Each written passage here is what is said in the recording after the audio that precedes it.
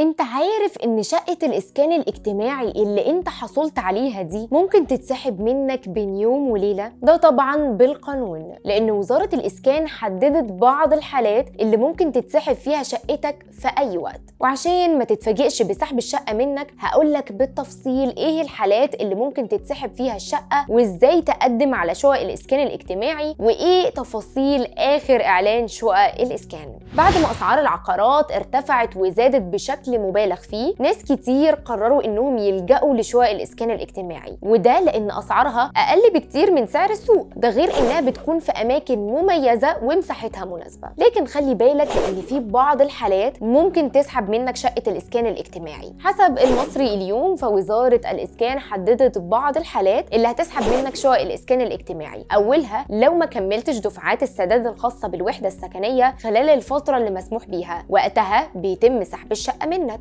او في حاله لو ما رحتش تتعاقد او تستلم الوحده خلال الوقت المحدد، او انك اجرت الشقه او اتنازلت عنها من غير اي موافقه كتابيه من هيئه المجتمعات العمرانيه الجديده. وبيتم سحب الشقه منك برضو لو ثبت تزوير اي ورقه من الاوراق اللي تم تسليمها اثناء التقديم علشان تاخد الوحده، او لو تم ضبط صاحب الشقه بيستخدم الوحده لغرض غير سكني، واحيانا بيتم سحبها وفقا لطلب مالك الوحده. لكن ازاي تقدم على شقق الاسكان الاجتماعي؟ اول حاجه لازم تعملها علشان تقدم على الشقق دي هي انك تشتري كراسه الشروط اللي موجوده في مكاتب البريد، ودي موجوده في جميع المحافظات بعد الاعلان عن طرح الوحدات طبعا. بعد كده بتسدد المبلغ المطلوب بمكتب البريد وتستلم الوصل. بعدين بتدخل على البوابه الالكترونيه للصندوق وبتسجل كل بياناتك. بس اول حاجه لازم تعملها انك بتعمل حساب على البوابه لو ما عندكش حساب فيها، وبتملى استماره التسجيل ببياناتك الاساسيه، وبعدها توصل لك رساله على التليفون بكود لازم تدخله على الموقع عشان تتمم عمليه التسجيل. بعدها بتقدم طلب الحصول على وحده سكنيه، وبتملى تاني البيانات المطلوبه زي البيانات الشخصيه والعمل والسكن والحاله الاجتماعيه وبيانات الزوج والزوجه، وبتحدد رغبتك في المنطقه اللي انت عاوز تسكن فيها. لكن كل ده بعد سداد المبالغ المطلوبه. بعدها بترفع كل المستندات المطلوبه وتضغط تم.